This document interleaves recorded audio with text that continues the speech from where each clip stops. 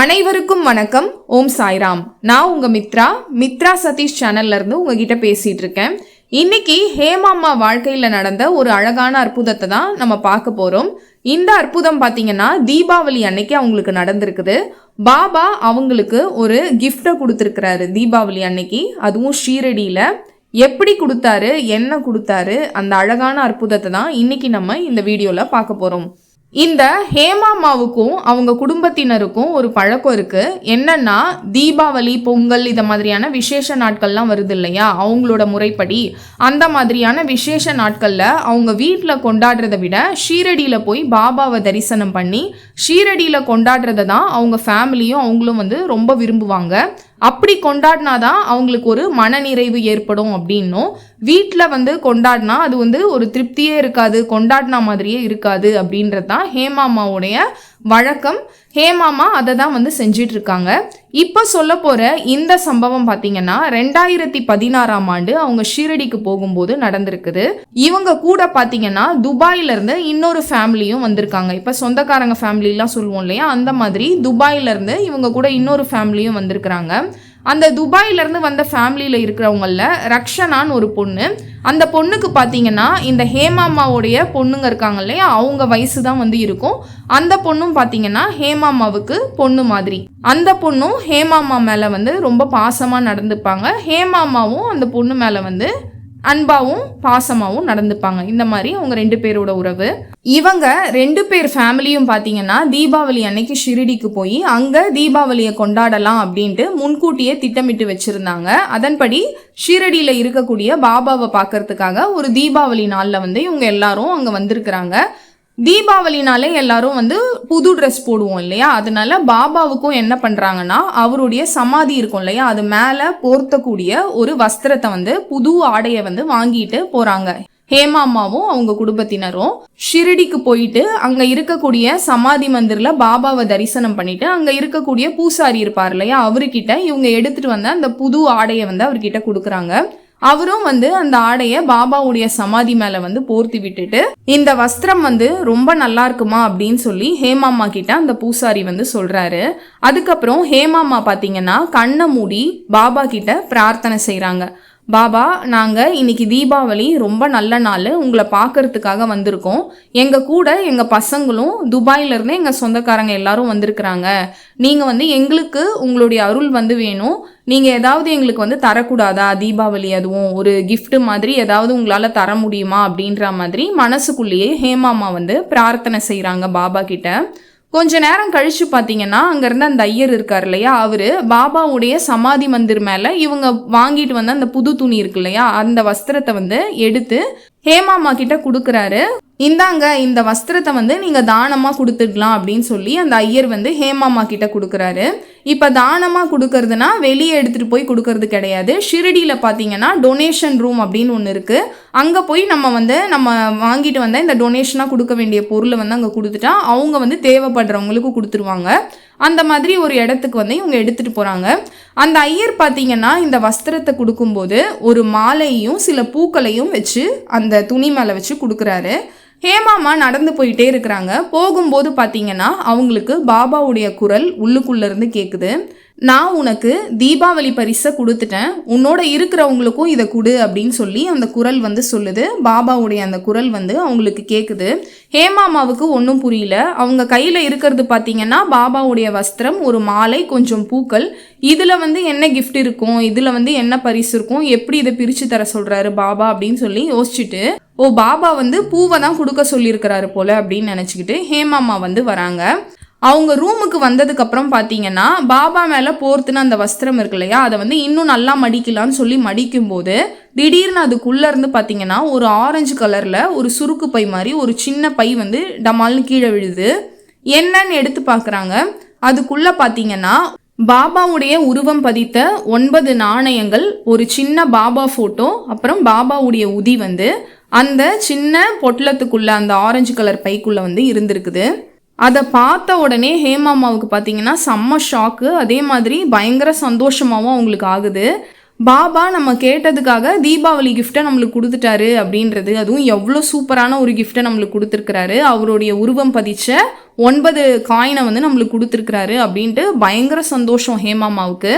பாபா வந்து உள்ளுக்குள்ளேருந்து பேசுவார், திடீர்னு அவருடைய குரல்லாம் கேட்கும் அப்படின்றத நான் நிறைய வாட்டி சொல்லியிருக்கிறேன். பாபா வந்து அந்த 9 நாணயங்கள் கிடைச்ச உடனே அவங்க பயங்கரமாக சந்தோஷம் ஆகுறாங்க இல்லையா. அப்போ வந்து என்ன சொல்கிறாருன்னா, அந்த 9 நாணயங்களில் 3 நாணயத்தை அவங்க கூட அந்த துபாயிலேருந்து வந்திருக்காங்க பார்த்தீங்களா ஃபேமிலி, அவங்களோட பொண்ணு ரக்ஷனாக்கு 3 கொடுத்துடு அப்படின்றத ஹேமாமா கிட்ட சொல்லியிருக்கிறாரு. அவங்களும் பார்த்தீங்கன்னா ஒரு சிகப்பு துணியில் அந்த 3 நாணயங்களை வச்சு ரக்ஷனாவுக்கு கொடுக்குறாங்க. இதை பாபா உங்ககிட்ட கொடுக்க சொன்னாரு அப்படின்றத சொல்லி கொடுக்குறாங்க. என்ன பாபா கொடுக்க சொன்னாரா அப்படின்னு சொல்லி அந்த பொண்ணுக்கும் அவங்க ஃபேமிலியில் இருக்கவங்களுக்கும் பயங்கர சந்தோஷம். அதுக்கப்புறம் பார்த்தீங்கன்னா ஷிரடியிலேருந்து அவங்க வந்து அவங்க வீட்டுக்கு வந்துடுறாங்க. வந்ததுக்கப்புறம் பார்த்தீங்கன்னா இவங்களுடைய இன்னொரு சொந்தக்கார பொண்ணு பார்த்தீங்கன்னா அமெரிக்காவில் இருக்கக்கூடிய மிச்சிகன் அப்படின்ற ஒரு இடத்துல இருக்காங்க. அந்த பொண்ணு பேர் வந்து புனிதி அப்படின்றது. அவங்க கிட்ட அங்கே ஷிரடியில் நடந்த எல்லா விஷயத்தையும் ஹேமாமா வந்து சொல்கிறாங்க. 9 நாணயம் வந்து பாபா கொடுத்தாரு கிஃப்டா தீபாவளிக்கு, அதில் 3 வந்து ரக்ஷனா கொடுத்துட்டேன் அப்படின்றதெல்லாம் சொல்கிறாங்க. அப்போ அந்த பொண்ணு வந்து என்ன கேட்குறாங்கன்னா ஹேமாமா கிட்ட, ஆன்ட்டி நான் வந்து உங்கள் கூட வந்திருந்தேன்னா எனக்கும் ஒரு காயின் கொடுத்துருப்பீங்கல்ல அப்படின்னு சொல்லி ஏக்கமாக அந்த பொண்ணு வந்து ஹேமாமா கிட்ட பேசுகிறாங்க. அப்போ ஹேமாமா என்ன சொல்கிறாங்கன்னா, ஆமாம் கண்டிப்பாக கொடுத்துருப்பேன் நீ என் கூட வந்திருந்தேனா அப்படின்னு சொல்லி ஹேமாமா சொல்கிறாங்க. அதுக்கப்புறம் அந்த பொண்ணு அமெரிக்காவில் இருக்காங்க இல்லையா, அவங்க வந்து இங்கே இருக்கக்கூடிய ஹேமாமா கிட்ட சில பொருட்களை எல்லாம் பேக்கில் வந்து பேக் பண்ணி அனுப்ப சொல்கிறாங்க. இப்போ ஹேமாமா கிட்ட இருக்கிறது வந்து 6 காயின் இல்லையா, அதில் சரி ஒரு காயினை வந்து நம்ம புனிதிக்கு கொடுக்கலாம் அப்படின்னு சொல்லி அதை வந்து ஒரு சிகப்பு துணியில் போட்டு முடிச்சு போட்டு அந்த பொண்ணுக்கு அனுப்ப போகிற பேக் உள்ள வந்து ஹேமாமா வந்து வைக்கிறாங்க. அந்த பேக்கை பார்த்தீங்கன்னா அவர் ஃப்ரெண்டு ஒருத்தர்கிட்ட கொடுத்து அனுப்ப சொல்லியிருக்கிறாங்க. அதாவது அவர் அமெரிக்காவுக்கு வரப்போகிறாரு, அவர்கிட்ட அந்த பேக்கை கொடுத்துருங்க அப்படின்னு சொல்லி ஹேமாமா கிட்ட அந்த பொண்ணு புனிதி வந்து சொல்லியிருக்கிறாங்க. அந்த புனிதின்றவங்களோட ஃப்ரெண்டு இருக்கார் இல்லையா, அவரும் வந்து ஹேமாமா வீட்டில் இருந்து அந்த பேக்கெல்லாம் எடுத்துகிட்டு போயிடுறாரு. எடுத்துகிட்டு போனதுக்கப்புறம் பார்த்தீங்கன்னா ஹேமாமா வீட்டு கதவு இருக்கு இல்லையா, அந்த ஓரத்தில் வந்து அந்த சிகப்பு துணியில் கட்டப்பட்ட ஒரு காயின் வந்து அப்படியே இருக்குது, அங்கே கீழே விழுந்துட்டு இருக்கு. அதை பார்த்தோன்னே ஹேமாமாவுக்கு வந்து பயங்கர ஒரு மாதிரி கஷ்டமாயிடுது. என்னன்னா அவங்க வந்து அந்த பொண்ணுக்கு வந்து பேக்கில் வச்சாங்க இல்லையா புனிதிக்கு, அதுதான் வந்து கீழே விழுந்துட்டுருக்கு. உடனே ஹேமாமா வந்து ரொம்ப கஷ்டப்படுறாங்க. ஃபோன் பண்ணியும் சொல்லிடுறாங்க, நான் வந்து வச்சேன், இந்த மாதிரி காயின் வந்து கீழே விழுந்துட்டுருக்கு, எப்படி மிஸ் ஆச்சுன்னே தெரில, நான் வந்து கரெக்டாக தான் அதை பேக் உள்ளே வச்சேன் அப்படின்னு சொல்லி ஹேமாமா வந்து ரொம்ப கஷ்டமாக சொல்கிறாங்க. அனுப்ப முடியலையே, அதுவும் ஏக்கமாக நம்மக்கிட்ட கேட்டாலே அதை அனுப்ப முடியலையே, எப்பவுமே கேட்காத ஒரு பொண்ணு நம்ம கிட்ட கேட்டாலே அதை நம்மளால அனுப்ப முடியலையே அப்படின்னு சொல்லி ஹேமாமா ரொம்ப வருத்தப்படுறாங்க.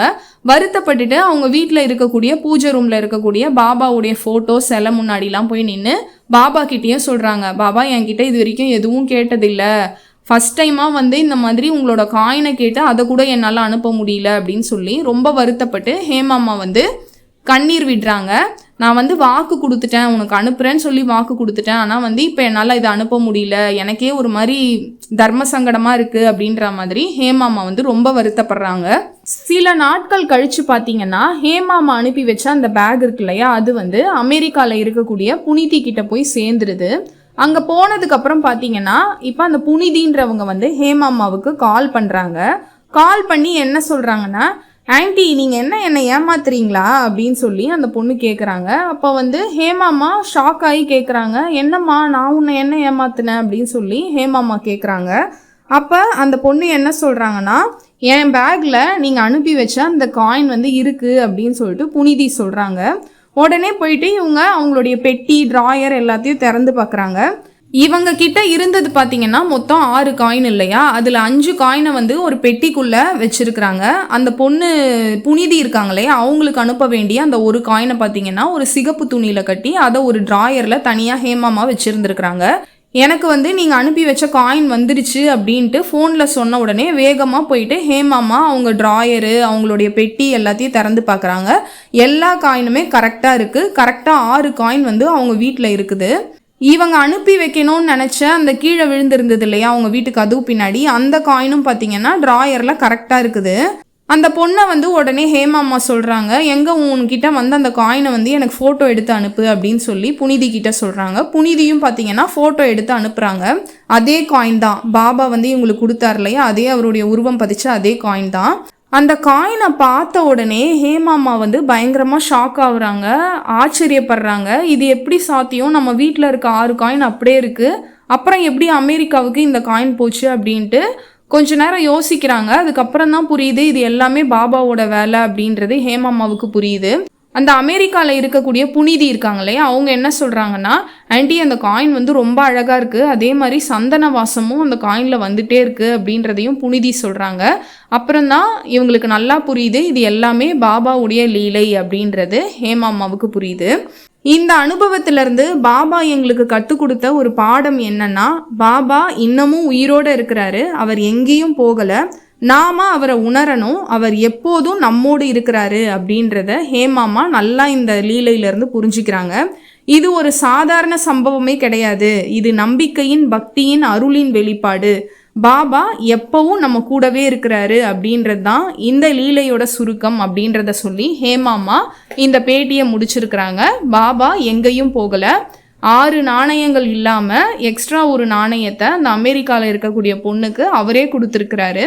இது எல்லாம் பாபா நிகழ்த்தக்கூடிய ஒரு பிரமிக்க வைக்கக்கூடிய அதிசயங்கள். இப்பவும் இதெல்லாம் பல பேருக்கு நடந்துட்டுருக்கு. இப்போ இந்த வீடியோவில் சொன்ன ஹேமாமாவுடைய வாழ்க்கையில் நடந்த இந்த லீலை, தீபாவளி அன்னைக்கு அவர் தந்த இந்த பரிசு, இது எல்லாம் உங்களுக்கு ரொம்ப பிடிச்சிருக்கும்னு நினைக்கிறேன்.